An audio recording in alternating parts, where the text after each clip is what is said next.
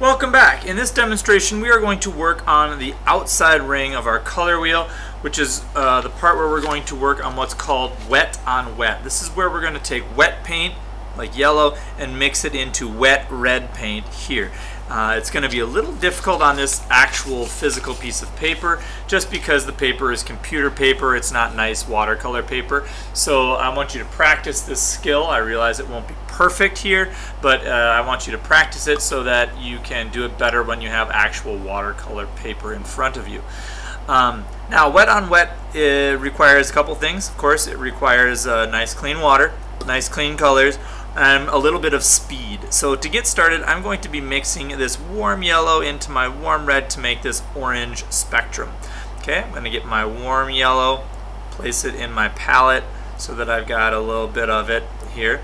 And I'm going to take this warm yellow, make sure I have enough of it, and I'm going to paint from here all the way around. So I'm going to start with my mixed yellow here. I'm just going to paint a nice ring of color, trying to keep it wet, not letting it dry out. Sorry for my hand in the way. But I want it to mix all the way up to there. Now, as I've got that happening and it's all wet, I'm going to rinse my brush out. I'm going to get some of my warm red, and I'm going to start from the opposite side here. I'm going to drop in the warm red here. This is called charging. It's when you add color, a wet color on top of another wet color. It's called wet on wet, and dropping it in is called charging, letting it kind of soak in. And you'll see this one is already a little bit orangey red. And now I just rinsed my brush out so there wasn't so much red in it. Okay, so this one is much more red than that one. Now I'm just dragging this farther. Again, I'm going to wash my brush out a bit. It's still got a ton of red in it. And I'm just going to continue to pull that orange over on top of the yellow. So what I've done is I've taken the under layer of warm yellow and pulled the red over the top of it. And that way you can get a kind of gentle color change from one color to the next. Alright, if I go back over here and take my cool yellow and plop it on top of my warm yellow, I can then change that color as well. Just putting wet color on top of the other wet color, hence the name wet on wet watercolor wash. Right? Now that went fairly quickly. This is something that you have to do quickly, otherwise if that color dries out too much, it's not wet underneath anymore, and then you run into a dry on dry look to your painting, which you don't want. So getting started with the violet spectrum here, I just cleaned out my palette, even though I'm not going to use that side. I'm going to use the cool red because it's my weaker color. Notice here I used yellow first, which is the weaker color, and then added the red on top. Okay, we're going to start here. I'm just going to take my mixed red. I'm going to start my warm red there, and I'm just going to pull it all the way down to where my warm blue starts, like that. Pull it all the way down again from here to here, like that. Pulling my brush, of course, and filling that whole red spectrum, or sorry, violet spectrum with my cool red. Now I'm going to take my warm blue, the stronger color, right here, grab a little bit on, and I'm going to start over here at the blue-violet area and add it in first and pull it upwards. Now that's very blue. Again, this is going to be tough because the blue is so strong.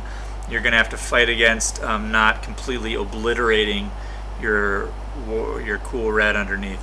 Now as I pull this up through the violet, notice how the violet changes.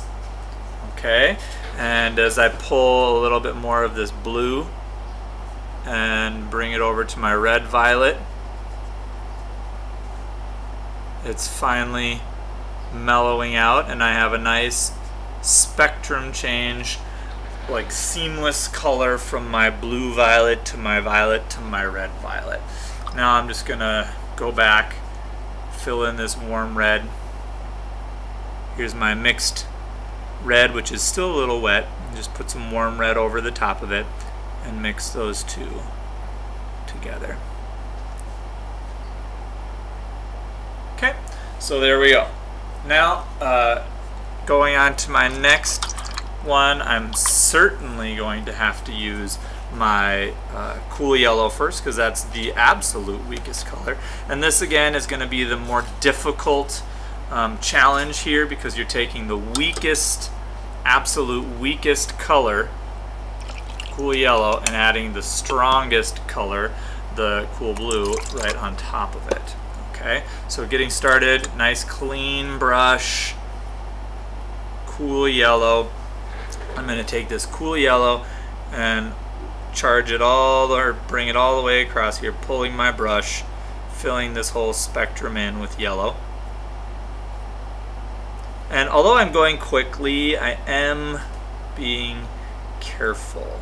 You want to make sure that you are careful. Okay, now as I wash my brush out, be super careful with this cool, whoops, wrong blue, cool blue, because it's just going to obliterate all that green. So I'm going to start here with my cool blue, and I'm going to pull it in to my blue-green. That's actually looking pretty nice. I guessed right.